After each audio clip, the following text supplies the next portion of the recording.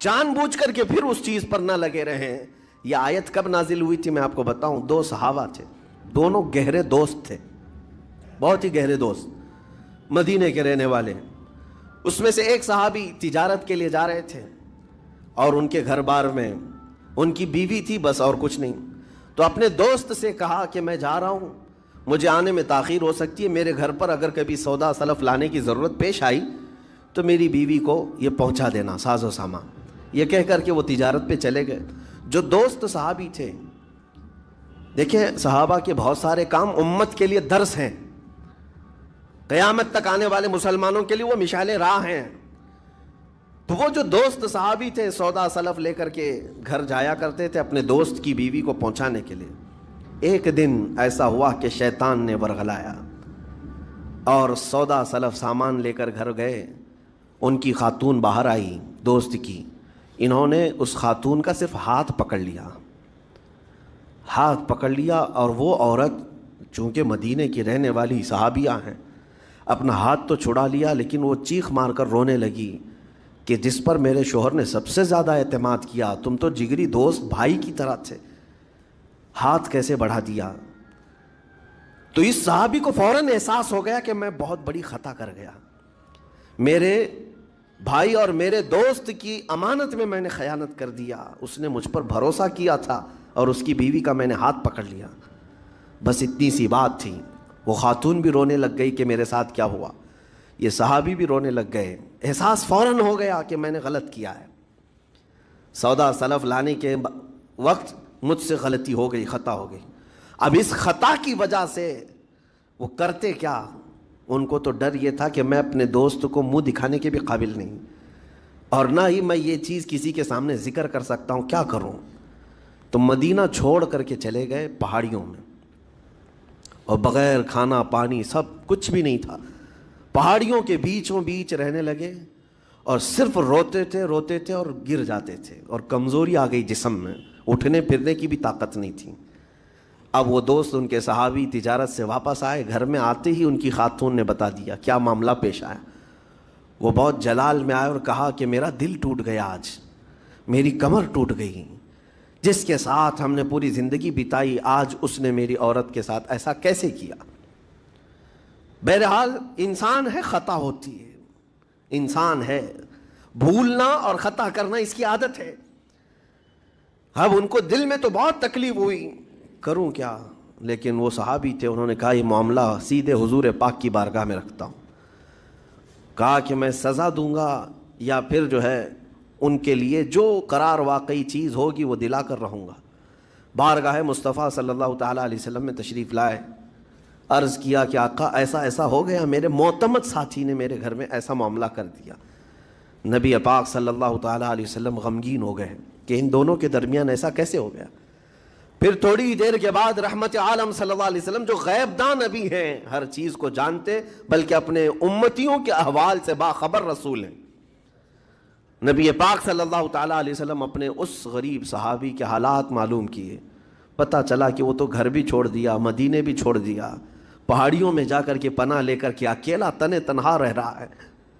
اللہ کے نبی صلی اللہ تعالیٰ علیہ وسلم اپنے اس غریب امتی صحابی کے حالات معلوم کرنے کے بعد اللہ کریم کی بارگاہ میں عرض کرتے ہیں کہ مولا تو فیصلہ سنا دے۔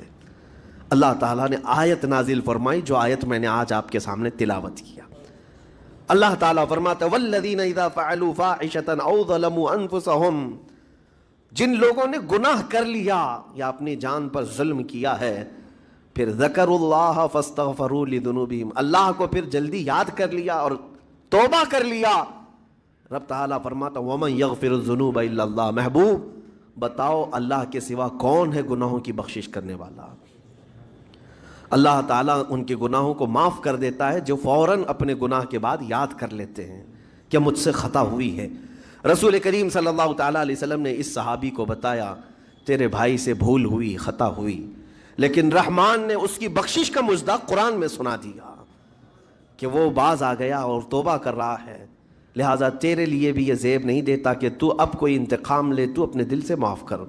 یہ صحابی تھے، اللہ کے نبی صلی اللہ علیہ وسلم کے پروردہ تھے، نفسانیت اور خواہشات کے نہیں، یہ فوراً گئے اور اپنے اس جگری دوست کو، اپنے اس بھائی کو ڈھونڈتے ہوئے پہاڑیوں کے بیچوں بیچ جا کر کے دیکھا. ان کی حالت بہت خستہ تھی، کمزور ہو گئے تھے اور روتے روتے اتنا تھک گئے تھے، نہ کھانا ہے نہ پانی ہے. بس یہ کہ ان سے خطا کیا ہوئی تھی، اپنے دوست کی عورت کا ہاتھ پکڑ لیا تھا. بس میرے عزیزو، اس سے بڑا نہیں. ہاتھ پکڑنے پر ان کو اس قدر احساس تھا کہ مدینہ چھوڑ دیے. لوگ یہاں پورے کے پورے گناہ میں ڈوب جاتے ہیں، زنا میں ڈوبتے ہیں، انہیں احساس تک نہیں.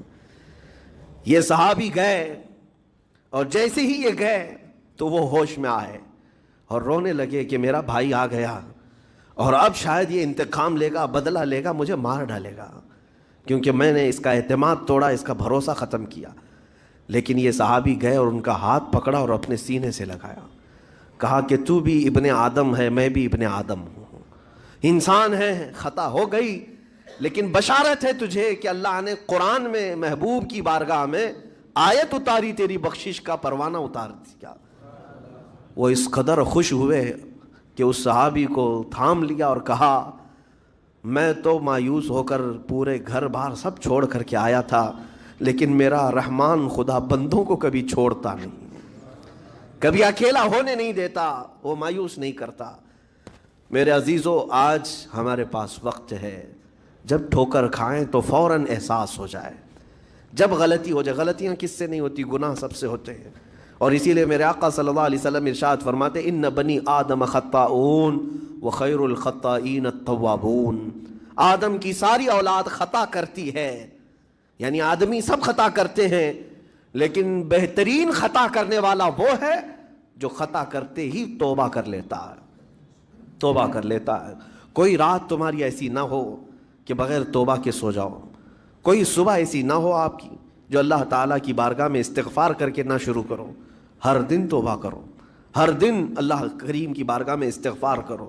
اور قرآن کی ایک آیت میں آپ کو یہ بھی بتا دوں، 9ویں پارے سورہ انفال کی آیت ہے. اللہ تعالیٰ فرماتا ہے وَمَا كَانَ اللَّهُ لِيُعَذِّبَهُمْ وَأَنْتَ فِيهِمْ وَمَا كَانَ اللَّهُ مُعَذِّبَهُمْ وَهُمْ يَسْتَغْفِرُونَ.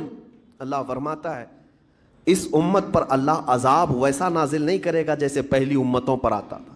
اس کی وجہ یہ ہے، پہلی وجہ یہ ہے کہ ان کے بیچ میں میرا محبوب آرام کر رہا ہے، رسول پاک صلی اللہ علیہ وسلم.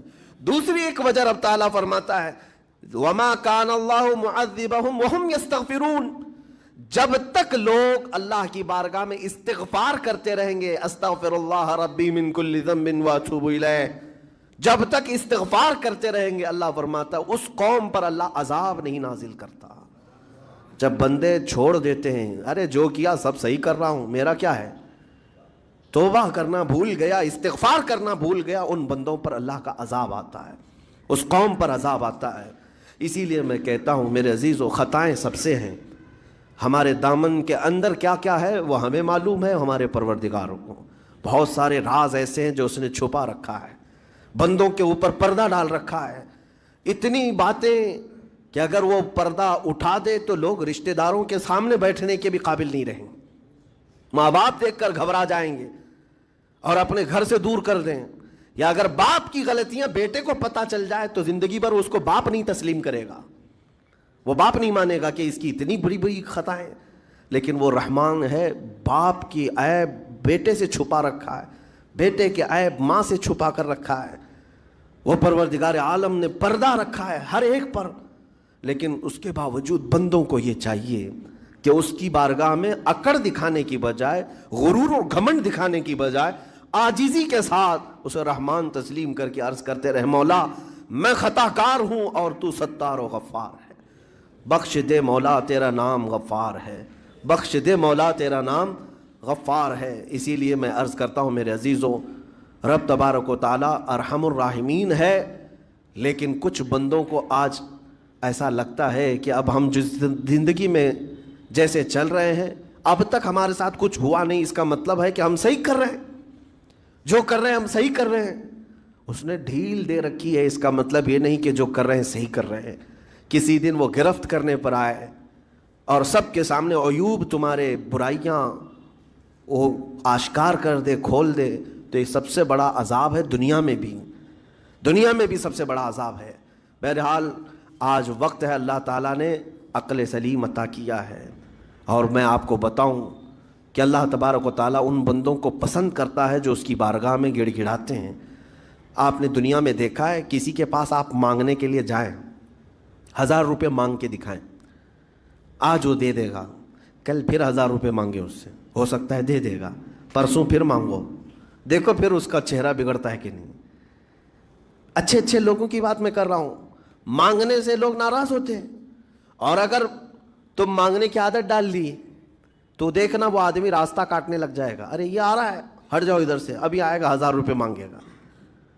مانگنے والوں سے تو ہم راستہ کاٹ لیتے ہیں، لیکن آپ کو پتہ ہے رحمت عالم صلی اللہ علیہ وسلم ارشاد فرماتے ہیں میرا مولا رب تعالیٰ کی شان یہ ہے کہ بندہ اگر مسجد میں آیا اور کچھ مانگے بغیر ہی چلا گیا تب رب تعالیٰ ناراض ہوتا ہے۔